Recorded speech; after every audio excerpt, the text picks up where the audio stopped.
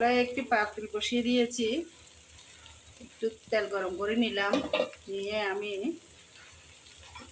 আমি রসুন দিয়ে দিব। একটু রসুন কুচি দিলে মিষ্টি কুমড়াটা অনেক ভালো লাগে।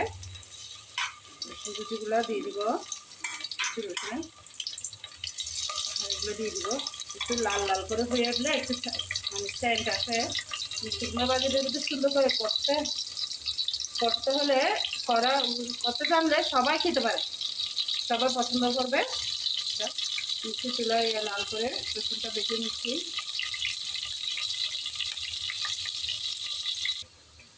এই যে আমি বেশি বেশি করব না, বেশি কালো করব না, লাল লাল করে করব। এরপর আমি পেঁয়াজটা দিয়ে দিলাম, পেঁয়াজটা একটু দিয়ে দিলাম। এবার পেঁয়াজটা একটু ভেজে নেব। এভাবে পেঁয়াজটা একটু ভেজে নিব। পেঁয়াজের সাথে আমি কাঁচামরিচটা ভেজে নিব। কাঁচামরিচটা একটু ভেজে নিলে ভালো হয় মিষ্টি কুমড়াটা। আপনারা কারা কারা মিষ্টি কুমড়া খেতে পছন্দ করেন একটু আমাকে কমেন্টে জানাইয়েন। অনেক বৃষ্টি, রাস্তায় আজকে অনেক বৃষ্টি। আল্লাহ জানে কোথায় কোথায় পানি উঠছে। এই যে এভাবে করে একটু কষায় নিব। এই যে আমার পেঁয়াজটা একটু লাল হয়ে গেল। এখানে একটু হলুদের গুঁড়া, সামান্য হলুদের গুঁড়া দিয়ে দিব।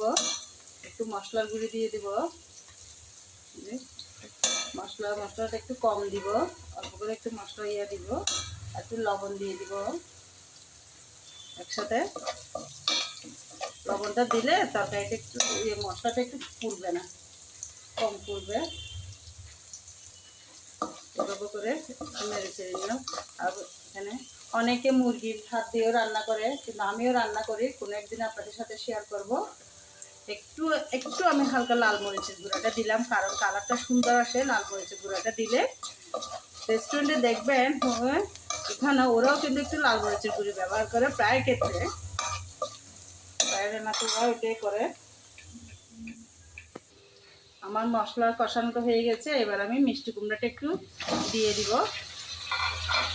মিষ্টি কুমড়াটা দিয়ে আমি এবার নেড়ে চেড়ে দিব। পাশে একটা চুলাতে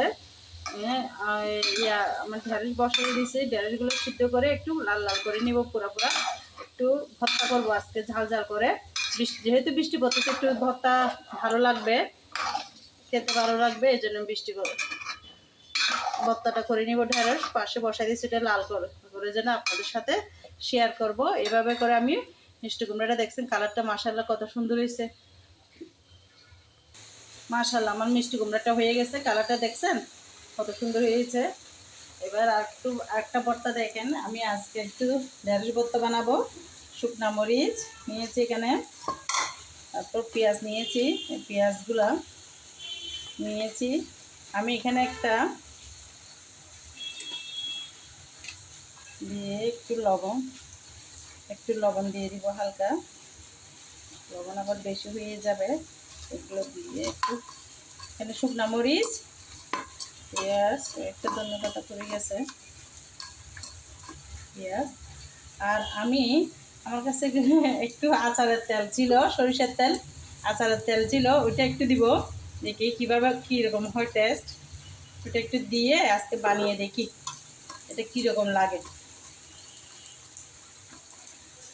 ওই দিনও একটা ঢেঁড়স ভাজি আপনাদের সাথে শেয়ার করছি, এটা অনেক টেস্ট হয়েছে নাগা মরিচ দিয়ে। আর একবার দেখাবো আমি এটা। এই যে হয়ে গেল আমার শুকনা মরিচ আর আচারের